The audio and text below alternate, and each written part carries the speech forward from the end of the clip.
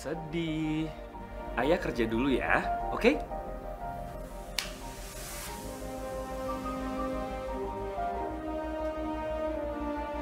Aku berangkat ya. Hati-hati ayah. For those whom we care about, we give our dedication and perfection.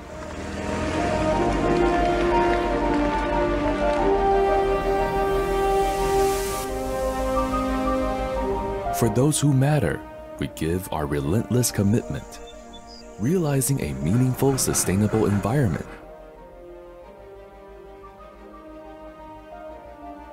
We stand as a beacon of innovation and transformation. As a part of 6 Pertamina subholdings, we are present in the quality product processing section that is integrated with the entire Pertamina from upstream to downstream. Gilang Pertamina International plays a prominent contribution in providing more than 60% of the country's fuel demand.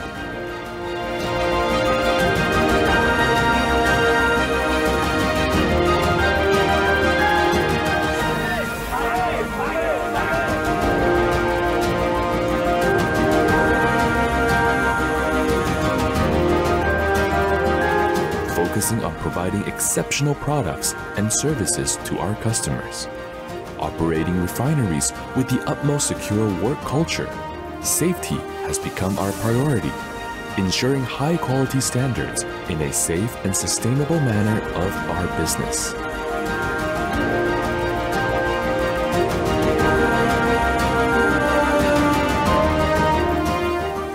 Evolving with the times to create real contributions and sustainable transformation for all. Gilang Pertamina International operates 6 refineries units spread across Indonesia.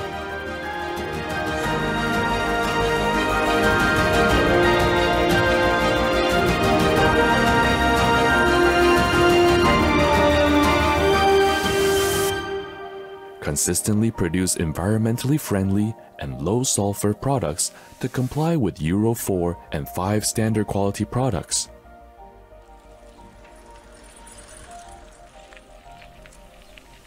Including biodiesel and bioafter.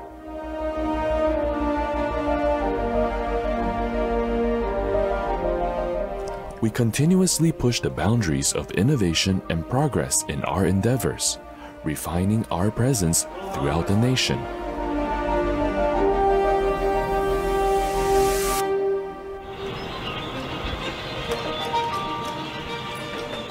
Committed to developing surrounding communities, Gilang Pertamina International implements various CSR programs in education, healthcare, environmental protection, as well as economic empowerment.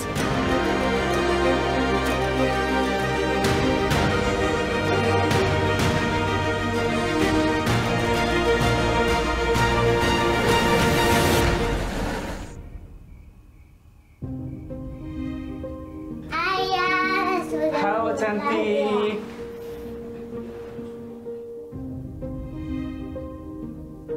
For a better sustainable future through generations.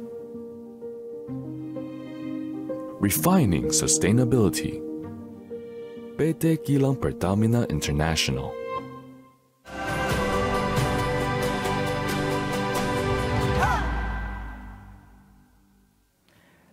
Halo Detikers, welcome back to Detik Sore. Nggak cuma hore-hore, dan lagi-lagi saya sendiri di sini, tapi ini ada di ruangan yang berbeda dari studio. Jadi saya lagi jalan-jalan ke sebuah kantor yang menjadi salah satu ujung tombak dari ketahanan energinya Indonesia. Kita lagi ada di kantornya Gilang Pertamina International, dan ini kita mau lagi ngopi sore Detikers. Kita barengan sama pimpinan yang ada di sini, itu adalah Direktur Utama Gilang Pertamina International, ada Pak Taufik Aditya Warman. Pak Taufik, welcome to Detik Sore.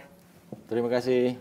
Selamat sore semuanya. Seru banget kantornya Pak. Tadi di bawah juga ada expo dan juga ruangannya tuh serba bercahaya gitu Pak. Artinya terang sekali dan juga pencahayaannya banyak dari luar juga. Termasuk green building ini Pak ya? Mungkin masih semi green building lah ya. Semi green building ya? Jadi belum semua dari cahaya luar, tapi masih pakai ada internal electricity, masih ada. Tapi ya dengan konsep ini sebenarnya mengurangi konsumsi energi listrik. Iya. Gitu. Jadi lebih hemat energi gitu Pak ya? Betul. Oke. Pak Taufik, kita ngobrol santai aja Pak Taufik. Boleh. Kalau boleh tahu hobinya Pak Taufik apa sih Pak? Sebagai seorang bos pimpinan utama sebuah perusahaan besar gitu, hobinya apa sih Pak?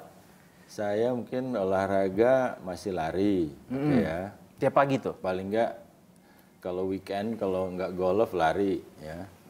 Lari di komplek paling 5-10 kilo gitu dapat. Kemudian kalau dengan teman-teman alumni Bandung itu masih ikut ITB Marathon yang relay Jakarta Bandung, seru tuh. Bapak ngambilnya yang maraton apa yang 10K? Yang relay.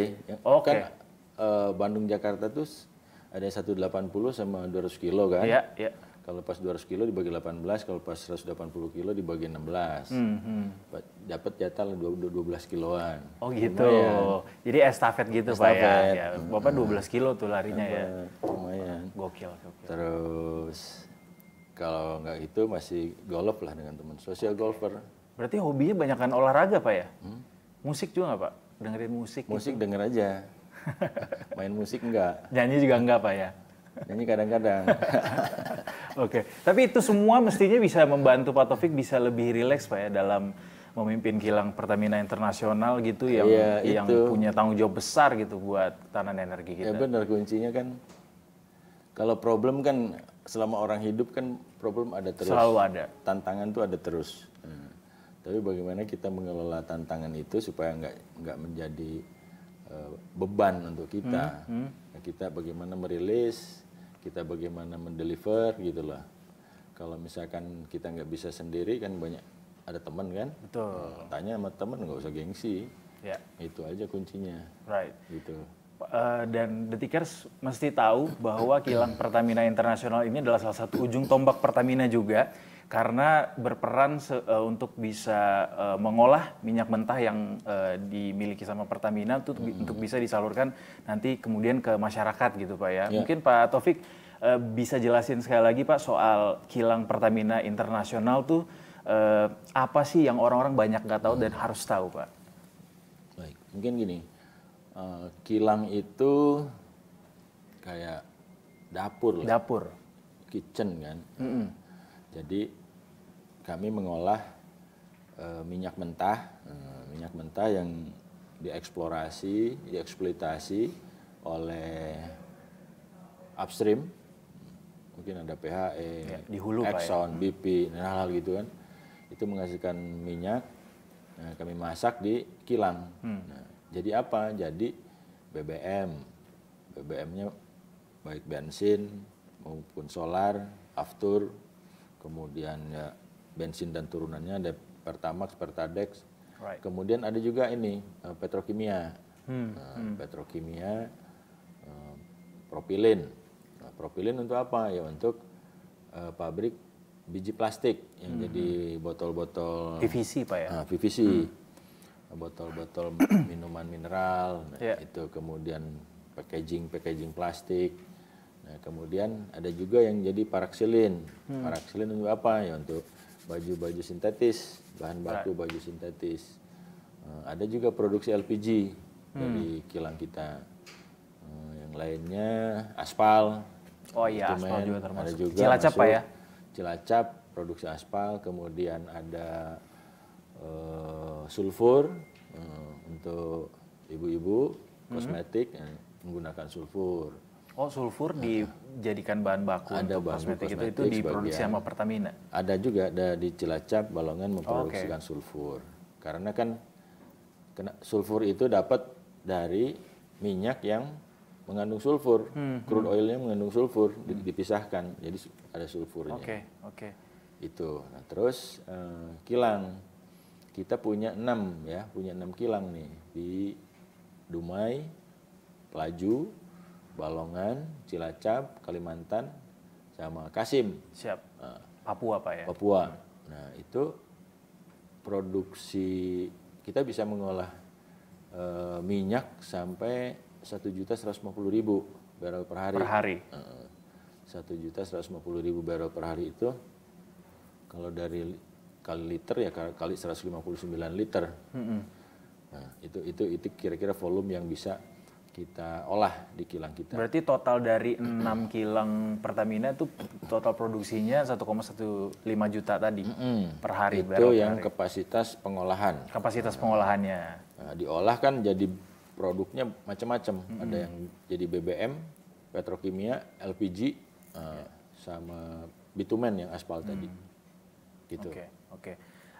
Sebelum jauh ke situ, saya mau bilang berarti sedekat itu ya kilang Pertamina Internasional tuh sebenarnya sama masyarakat ya, karena banyak produk-produknya yang juga dipakai sama masyarakat ternyata, nggak cuma BBM doang gitu. Ya memang benar, produksi kilang itu sangat dekat dengan masyarakat, karena tadi kan BBM udah pastilah, karena kan konsumsi BBM-nya masyarakat itu kan secara total itu masih 1,6 juta barrel per hari. Saya sendiri kan tadi kilang kapasitas produksi 1.150.000. Nah, tidak semuanya menjadi BBM tuh, karena kan ada yang jadi petchem, jadi LPG, jadi bitumen. Ya paling jadi BBM-nya sekitar 70-80%.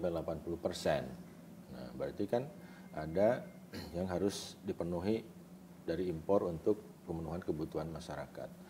Nah, sehingga dari BBM-nya, kualitas kilang, kualitas BBM pasti kan sering sensitif tuh masyarakat.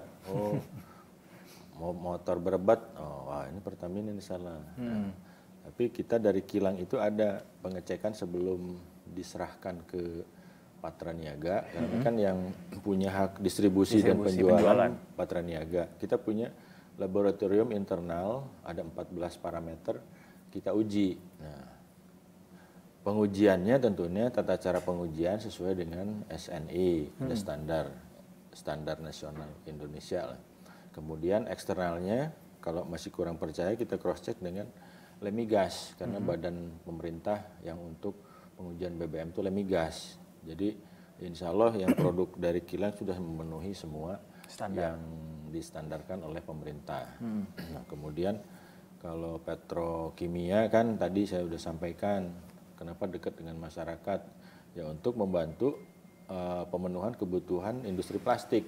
Betul. Nah, itu pun kan petrokimia kita juga masih majority impor, belum 100% kita dipenuhi dalam negeri. Nah, sehingga peran kilang pun ya paling enggak sedikit membantu untuk mengurangi impor bahan petrochemical ya. Paraksilin untuk baju sintetis, ya, kemudian propilin untuk plastik, kemudian ada lagi benzen. Nah, benzen Cilacap kan memproduksi benzen. Benzen itu sebenarnya itu bahan baku untuk ujungnya industri farmasi, untuk obat, paracetamol. Nah, memang pengembangan itu harus kolaborasi sebenarnya antara kita punya feedstock sama yang ahli dalam pharmaceutical ataupun farmasi mungkin ya bisa berkolaborasi gitu. Untuk peluang ke depan seperti itu hilirisasinya. Oke. Dan juga rasa-rasanya ini yang perlu masyarakat tahu, banyak mungkin yang nggak tahu bahwa termasuk di dalam BBM ini adalah aftur, Pak. Ini aftur juga diproduksi sama kilang Pertamina dan aftur kita udah swasembada katanya, Pak ya. Jadi nggak ada impor lagi. Aftur dan diesel kita sudah self-sufficient sebenarnya. Karena yang diesel terutama dibantu dengan B40. Nah, dengan B40 artinya kan ada FAME 40%, kemudian diesel yang petroleum 60%. Nah, sedangkan aftur kita masih aftur fosil ya. Tapi bukan berarti kita tidak memproduksikan aftur yang bio. Nah, yang lebih ramah lingkungan. Ramah lingkungan. Kemudian di Cilacap kita udah uji coba produksi aftur dari yang pertama dari CPO, Dari CPO sawit. base ya, sawit. itu 2,4% bioaftur dari bahan RBDPKO. Itu. Jadi baurannya 2,4% CPO. 2,4% CPO. Ya. Kemudian diesel HVO itu juga sudah bisa diproduksi jadi biodiesel ya, 100% di Cilacap. Nah, kemudian pengembangan aftur lagi adalah dari bahan bakunya itu minyak jelantah. Ya. 2,5%. Nah, itu sudah diproduksi di Cilacap.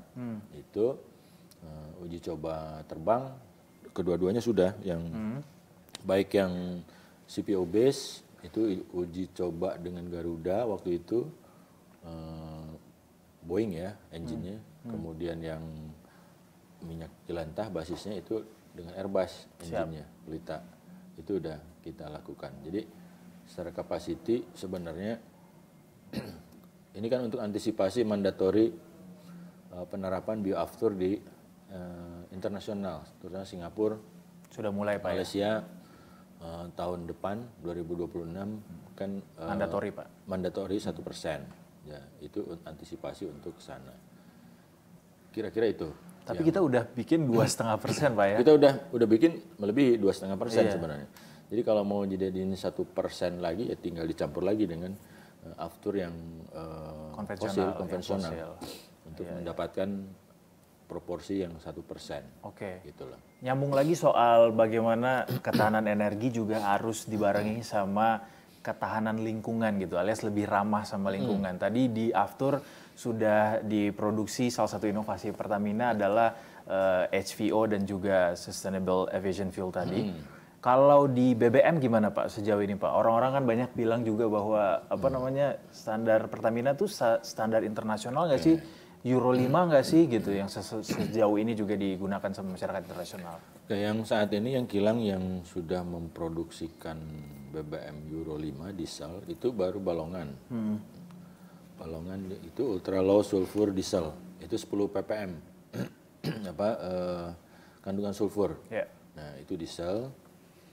Sedangkan kilang-kilang yang lain ada yang masih Euro 2 dan 3 ya. Nah, karena memang mandatori di kita juga belum, baru 2027 itu untuk Euro 4 mandatori. Nah Balikpapan nanti akan bisa mendukung untuk kebutuhan Euro 4 tersebut. Karena dari Balikpapan kita akan produksikan Euro 5 kualitas BBM-nya, baik diesel maupun gasolin atau bensin. Gitu loh. Nah, sedangkan yang lain terus ya, yang lain kita lakukan revamping ataupun permajaan di kilang untuk rencananya menjadikan produk BBM-nya tersebut menjadi Euro 5 atau Euro 5 paling enggak. Itu melalui penambahan unit proses, yaitu diesel hydrotreating unit, kemudian gasoline selection hydrotreating unit. Itu hal-hal yang dalam rencana kita ke depan. Itu artinya mengantisipasi mandatory requirement dari pemerintah pada 2027 dan bensinnya 2028. Gitu.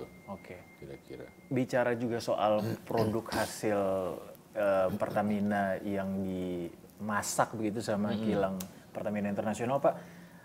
Sejauh ini apa aja produk unggulan yang diunggulkan gitu dari KPI ke masyarakat, Pak? Dari kita yang ramah lingkungan ya ultra low sulfur diesel, kemudian Pertamina Sustainable Aviation Fuel, kemudian Pertadex itu yang diesel 100% bio.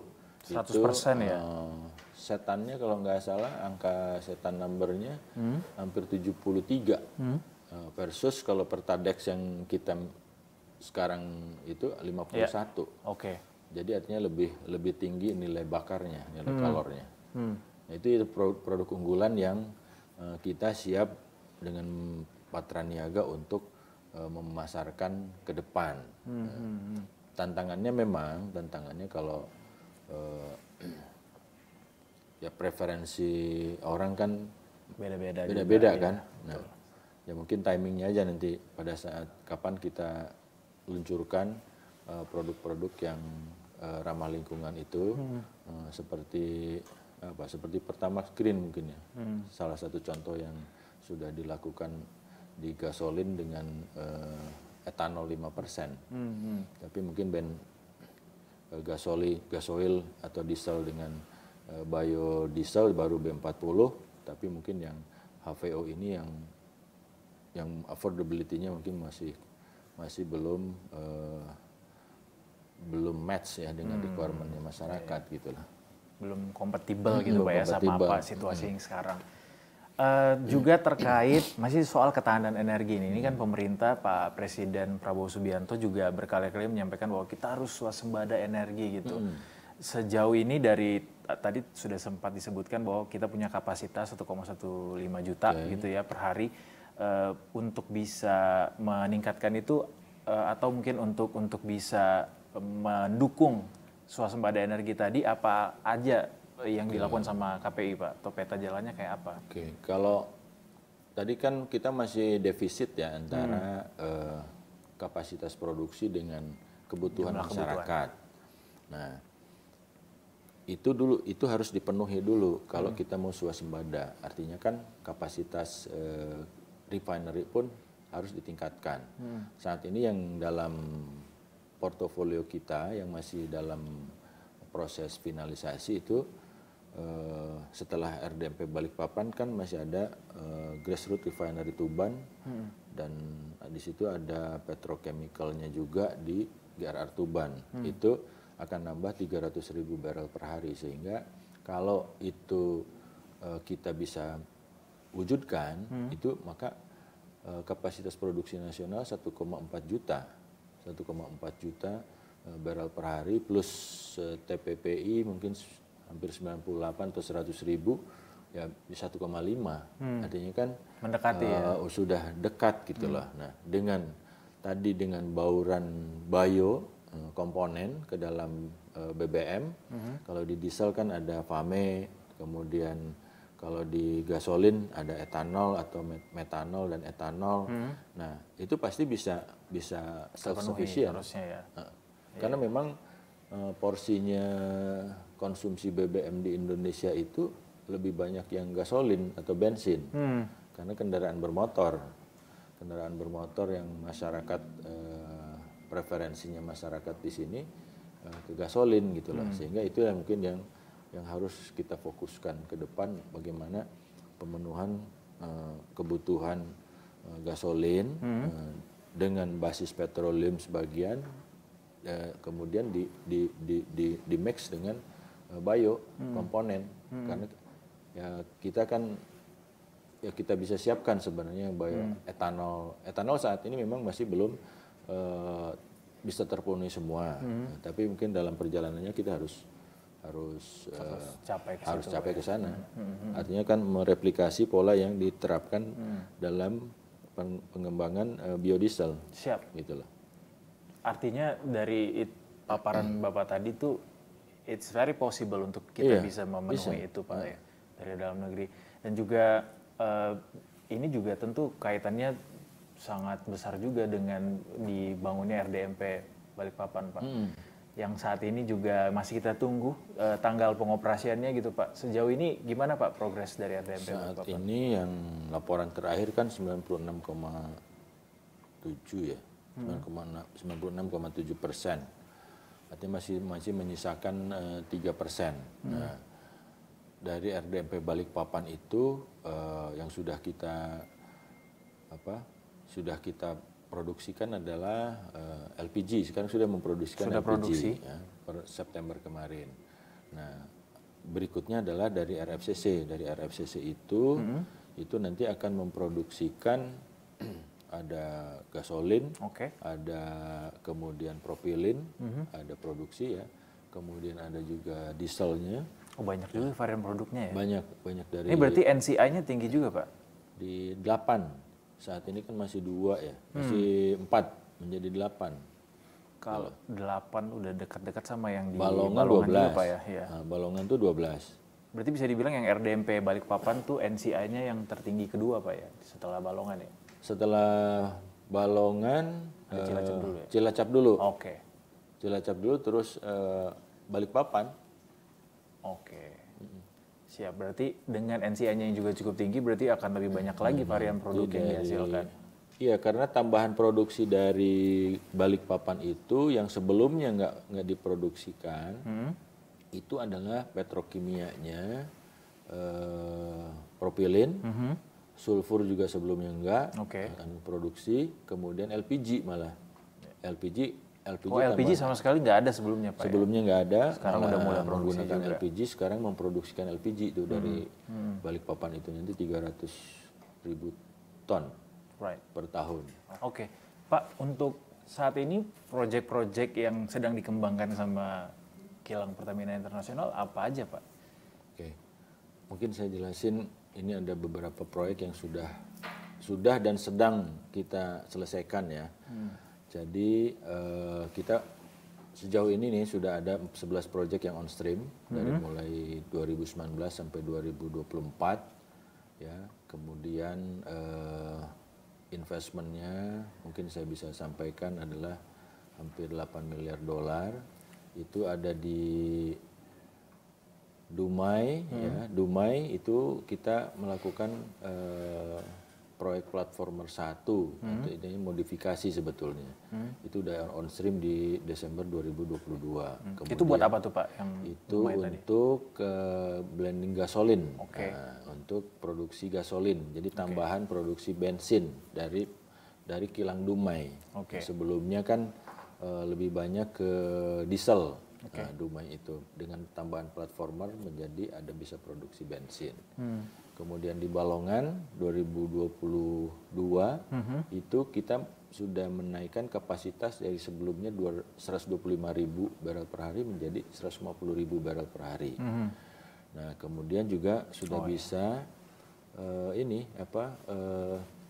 menghasilkan ultra low sulfur diesel tadi yang saya sebutkan di awal.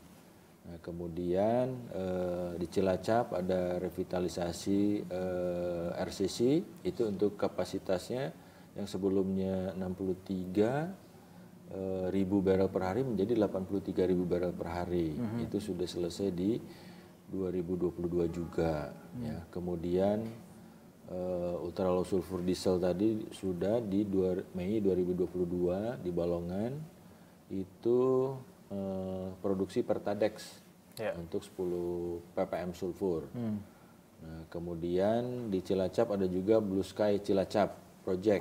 Langit biru. Langit biru. Itu di awal tadi 2019 sudah selesai. Yaitu kualitas Euro 2 dan Euro 4. Nah, itu gasolin tujuannya. Kemudian Green Ref Cilacap fase 1 yang HVO tadi sudah saya sampaikan juga di Februari 2022. Kemudian di TPPI, TPPI juga kita ada revamping, revamping yang processing plant sama revamping untuk utility-nya. Kan kalau di kilang tuh ada utility unit sama processing unit. Nah itu untuk meningkatkan kapasitas ya dari 33 menjadi 55. Nah, kemudian di Balikpapan yang banyak. Balikpapan kita ada pipa senipah Balikpapan sudah selesai ya untuk suplai gas ke kilang yang sebelumnya kita bakar LPG. Nah, tapi sejak 2023 akhir kalau nggak salah itu kita udah bakar gas alam. Sehingga mengurangi konsumsi LPG untuk kilang.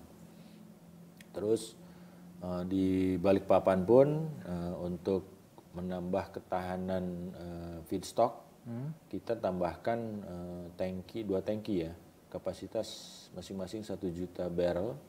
Jadi untuk nyimpan crude 1 juta barrel ada 2. Nah sehingga untuk kebutuhan Balikpapan dengan 2 tangki 1 juta barrel itu ya nantinya bisa mungkin nambah 6 hari, nambah 6 hari ketahanan. Bertambah masa ketahanannya gitu Pak ya. Kemudian Balikpapan pun kita nambahkan SPM itu untuk VLCC itu. Nah, kenapa untuk VLCC? Sehingga nanti ngurangi ongkos angkut. Oke. Kan partai besar Makan tuh. logistik. VLCC logistik cost-nya akan turun untuk crude dan produk. Right. Nah, kira-kira mungkin seperti itu tuh yang itu udah jalan semua berarti Pak ya dalam yang 2000. Sudah. Yang Balikpapan yang masih ongoing kan tinggal RFCC, kemudian Nafta Blok. Nah, yang lainnya sudah berfungsi integrasi dengan kilang RU5 Balikpapan. Berarti praktis tinggal menunggu yang Balikpapan aja tadi Pak ya, RFCC dan yang proyek yang ongoing sekarang itu. Oke, dengan investasi total tadi untuk semua proyek tadi 8 miliar dolar US dollar. That's a lot. Itu, a lot. 8 miliar itu kali 16 kan, berarti kan hampir 130. Iya. Iya. And hopefully it's a good investment Pak ya. Ya paling tidak satu untuk kemandirian energi tadi, mengurangi neraca impor dari produk. Kemudian dampak ekonominya udah pastilah. Selama konstruksi orang bekerja, kemudian PAD daerah juga meningkat, bertambah, gitu loh. Betul. Kemudian pasca operasi juga mungkin nambah serapan employment, betul, gitu. Betul. Semuanya juga rata-rata tuh nambah kapasitas juga Pak ya untuk menghasilkan produk juga yang lebih baik juga. Lumayan lah mengurangi impor. Mengurangi impor ya. Tapi masih jauh, impornya masih 7 juta. Betul, tapi setidaknya ada progres Pak ya. Ada progres. Ada jalan yang lebih maju gitu menuju ke arah sana. Mungkin boleh kita balik lagi ke soal yang banyak disorot juga Pak sama masyarakat. Tadi sempat di-mention juga sama Pak Taufik soal bagaimana kualitas BBM yang dihasilkan Pertamina juga. Tadi kan ternyata uji labnya tuh juga cukup juga sangat ketat gitu Pak ya, sampai 14 kali 14 parameter tuh. 14 parameter. Iya. Di kita masing-masing di lab tuh, lab di kilang kan ada. Di tiap-tiap kilang ada laboratoriumnya. Kemudian kita uji hasil produksi kilang di situ. Ya tentunya laboratorium juga disertifikasi oleh SNI ya, oleh Badan Sertifikasi Nasional. Kemudian juga mungkin ada reguler dari Lemigas juga melakukan uji kualitas untuk pembanding. Gitu. Itulah yang quality control yang kita lakukan. Gitu. Barangkali mungkin apa yang orang banyak nggak tahu, padahal ini harusnya mereka tahu bahwa BBM yang dihasilkan juga merupakan hasil dari penelitian dan juga uji coba berkali-kali juga begitu untuk bisa menghasilkan kualitas terbaik gitu Pak. Apa yang betul mungkin ini kali ya, apa yang saya selalu sampaikan ke teman-teman di lapangan, mungkin sudah saatnya kilang tuh membuka diri gitu di sana ke anak-anak sekolahan, orang mau bikin mau visit kilang, kemudian guru-gurunya gitu loh di daerah itu. Kan mereka kan tidak, meskipun dekat kilang tidak ada akses gitu. Nggak ada akses ke informasi itu.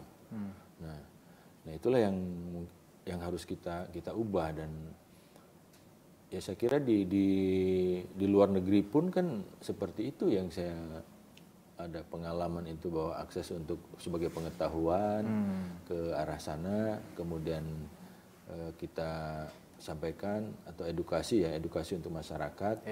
Bagaimana sih proses pengolahan minyak sampai dengan jadi, mungkin kita buat miniaturnya, kemudian buat miniatur digital atau apa kan bisa dilakukan sebenarnya sekarang.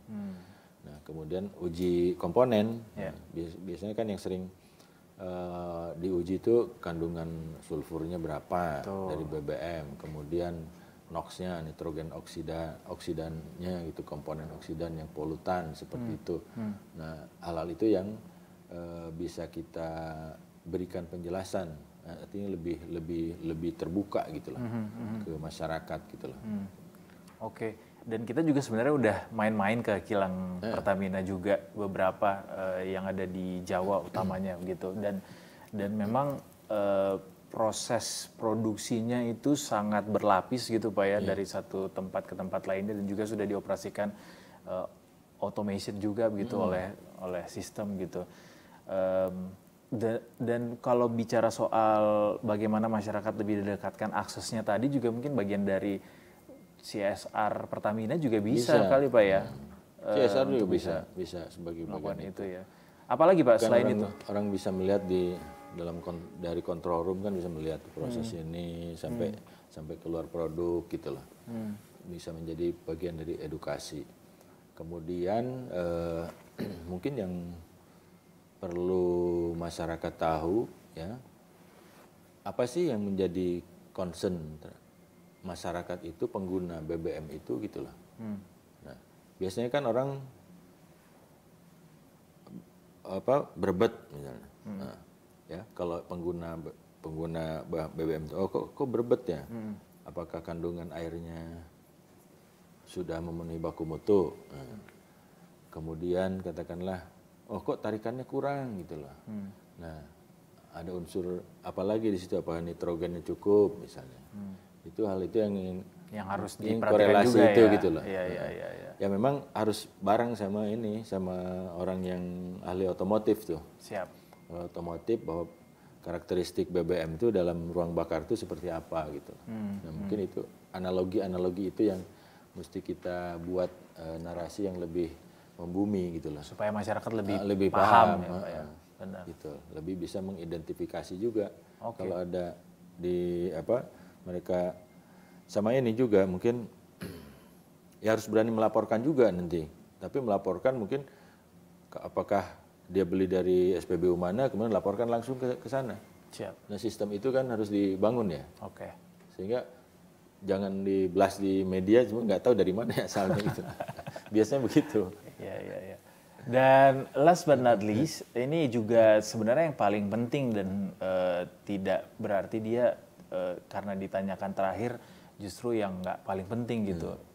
It's actually the most important question soal transisi energi menuju net zero emissions 2060 gitu Pak. Bagaimana Pertamina mengusahakan supaya semakin hari, semakin ke depan itu semakin ramah sama lingkungan, semakin sustainable. Apa saja yang perlu kita tahu tentang usaha Pertamina menuju ke sana Pak, kilang Pertamina Internasional? Jadi kan kita punya bisnis existing nih, legacy bisnis yang saat ini kita miliki di depan mata. Nah, tapi yang satu sisi kan ada tuntutan bahwa kita harus mengoperasikan itu secara emisinya less emission ke depan.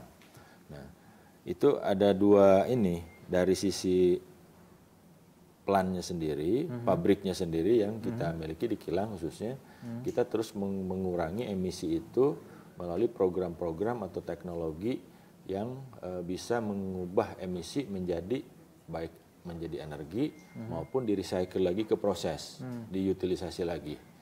Nah, yang kedua itu kita dari sisi skop 3 itu kan produknya ya. Produk yang dihasilkan oleh kilang pun harus yang rendah emisi seperti yang tadi sudah kita mulai untuk biofuel development. Nah, itu salah satu footprint kita untuk menuju ke sana. Karena setelah Cilacap pun kan kami kan rencana replikasi di Dumai, kemudian Balongan untuk co-processing unit. Kemudian yang nanti green refinery-nya sendiri standalone akan dibangun di Cilacap dan di Pelaju gitu loh. Nah, itu kan salah satu bauran nanti ke depan bagaimana kita mengurangi emisi tersebut dari operasi kita yang ada. Baik dari operasi pabriknya ya, dengan menggunakan teknologi dan peralatan yang less emission, sama produknya yang dihasilkan itu yang less emission juga. Jadi both operasional dan juga produk yang dihasilkan itu harus sama-sama less emission. Sama gitu loh. Itu roadmap-nya. Nah, tentunya di satu sisi yang lain, nah, untuk men-net off pabrik yang memang tidak bisa kita turunkan lagi, ya kita dengan dengan natural base plantation untuk menyiapkan daya serap karbon lagi gitu loh. Kalau saya memproduksikan 10 CO2 gitu ya dari pabrik saya, berarti saya harus nanam pohon yang bisa nyerap 10. Itulah konsepnya net zero emission itu gitu. Jadi itu terus-terusan sekarang dipacu terus Pak ya? Makanya dalam polanya CSR pun penanaman mangrove di sekitar pabrik, di sekitar kilang itu tetap dijalankan karena itu kan diukur kira-kira daya serapnya berapa. Kemudian riset untuk biofuel, kemudian conversion dari emisi menjadi energi, ya gitu loh. Kemudian ada juga yang misalnya ini, sebelumnya kan kalau kilang itu kan gini, misalnya konsepnya, kilang itu kan perlu uap, ya. Perlu uap, kemudian perlu listrik, ya, energi, kemudian perlu gas hidrogen lah itu. Ya. Nah, karena dulunya mungkin belum ada di sekitarnya, maka semuanya itu dibangun sendiri. Artinya kan harus self sufficient. Boilernya, kemudian power generation, kemudian untuk gas ya.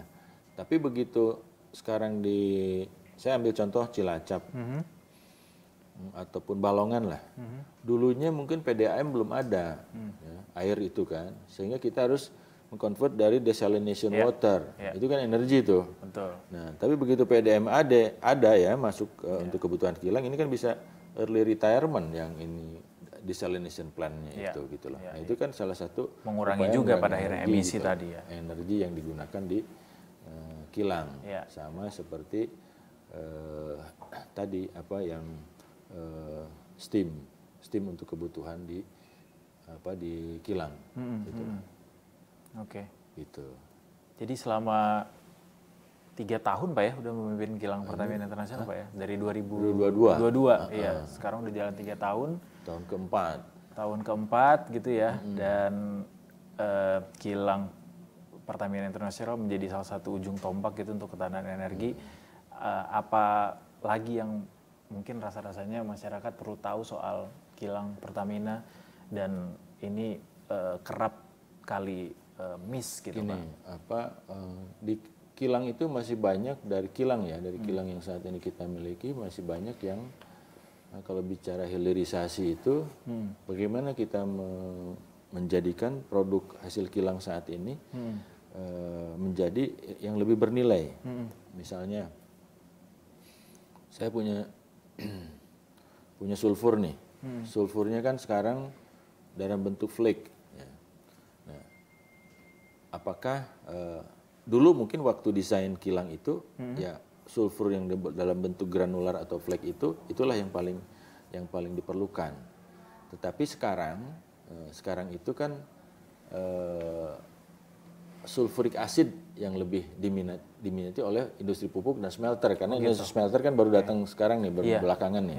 Itu demand-nya untuk sulfuric acid itu lebih tinggi ya di industri untuk smelter dan pupuk. Nah, mungkin itu juga bisa salah satu yang bisa kita pikirkan bagaimana mengkonversikan sulfur itu menjadi sulfuric acid plant di kilang sehingga nilainya lebih tinggi untuk kilang dan membantu pemerintah mengurangi impor sulfuric acid di satu sisi. Itu salah satu contoh.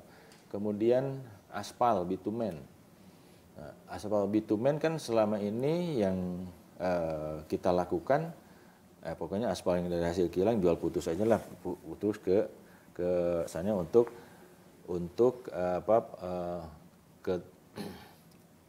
ke mitra lain untuk disuplai ke PU misalnya. Nah, tapi sebenarnya dari situ, dari bitumen itu kan bisa kita create aspal yang quality-nya bagus kayak aspal Trinidad gitu. Nah, itu bisa kerjasama aspal itu dengan aspal Buton misalnya, dengan aspal petroleum ini, kemudian bikinlah grade aspal yang tinggi.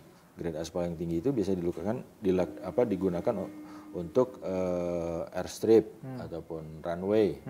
Ya. Kan berbeda dengan kualitas aspal yang di jalan-jalan biasa gitu loh. Kemudian kalau misalkan pernah ke Aceh Barat itu yang jalannya buatan Amerika itu. Nah, itu aspal grade Trinidad tuh model itu. Itu yang tahan lama. Nah, itu yang saya dorong ke teman-teman itu, coba explore lagi hilirisasi yang dari produk kilang gitu loh. Gitu loh. Itu yang ini pengen didorong Pak ke depan. Karena itu value-nya masih akan tinggi. Katakanlah tadi kemandirian energi, kemandirian petrokimia, kemudian nilai tambah ekonominya. Ada kegiatan-kegiatan ekonomi baru kan, yang tidak mesti gede gitu loh. Tapi itu kan pasti berdampak besar gitu. Right. Dan termasuk juga mendorong semua produk-produk Pertamina, kilang Pertamina Internasional untuk bisa menghasilkan produk yang sesuai sama standar internasional, termasuk standar Euro 5 yang saat ini dipakai Pak ya? Betul. Nah, itu ke arah sana sih udah BBM udah pasti harus Euro 5 semua nanti. Iya. Ini on track sekarang nih Pak ya? Insya Allah semuanya yang Balikpapan kan November ini kan Pak Dirut juga sudah declare lah. Awalnya Desember udah maju ke November ya. Berarti kan kita harus lebih ketat lagi mengontrol. Tapi so far sih masih bagus. Oke, on the right track. Siap. Jadi kita gantian giliran kemana ke Balikpapan. Ya. BOD ke Balikpapan ya. Oke. Ternyata Pak Taufik adalah orang yang sangat teknikal. Ternyata tadi menjelaskan teknisnya detail sekali. Mungkin kapan-kapan kita ke kilang bareng sama Pak Dirut kali ya, buat menjelaskan atau membuktikan langsung bahwa ini yang disampaikan gitu, bahwa semua proses yang dilakukan itu benar nyatanya ada di lapangan gitu. Siap. Terima kasih Pak Dirut. Terima kasih. Sudah mau ngopi-ngopi sore bareng Detik Sore, tapi boleh satu tugas tambahan buat Pak Dirut sebelum berpisah? Boleh. Kita punya tagline, kalau misalnya saya bilang Detik Sore, Pak Taufik boleh jawab dengan nggak cuma hore-hore. Dengan versi Pak Taufik yang sangat bersemangat kalau lagi lari gitu Pak. Oke, terima kasih banyak Detikers, but don't go anywhere. Kita akan masih kembali lagi dengan banyak keseruan-keseruan lainnya, interview-interview lainnya. Tetap bersama kami di Detik Sore. Nggak cuma hore-hore. There you go.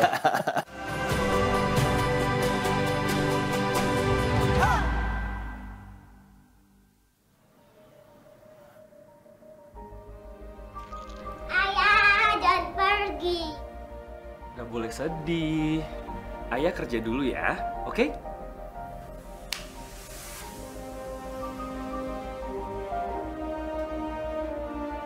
Aku berangkat ya. Hati-hati Ayah. For those whom we care about, we give our dedication and perfection.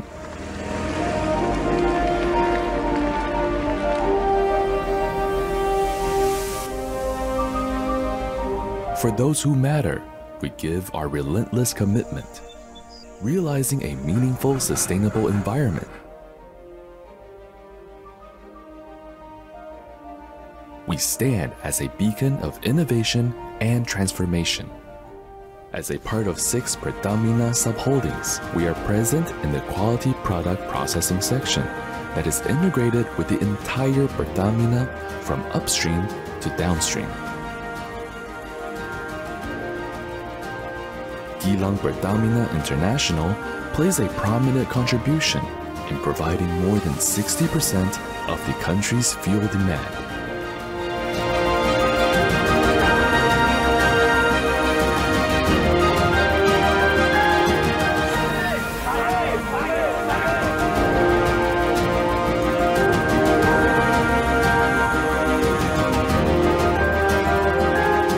Focusing on providing exceptional products and services to our customers, operating refineries with the utmost secure work culture.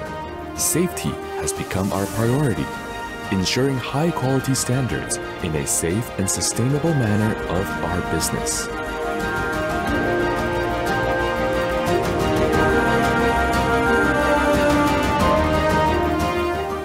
Evolving with the times to create real contributions and sustainable transformation for all.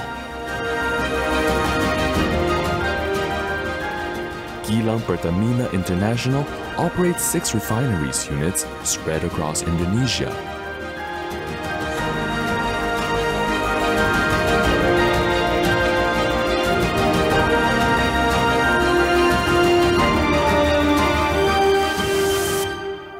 Consistently produce environmentally friendly and low-sulfur products to comply with Euro 4 and 5 standard quality products.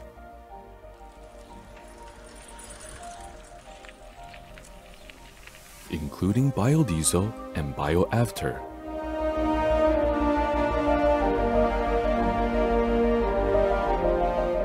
We continuously push the boundaries of innovation and progress in our endeavors, refining our presence throughout the nation.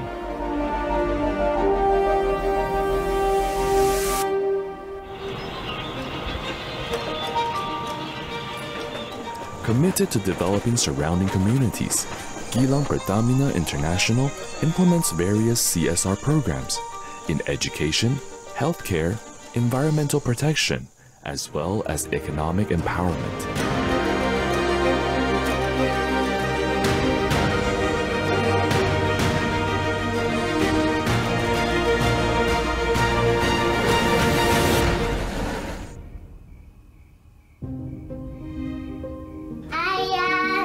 Halo cantik.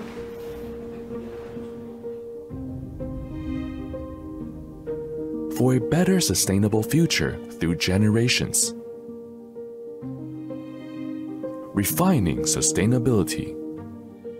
PT Gilang Pertamina International.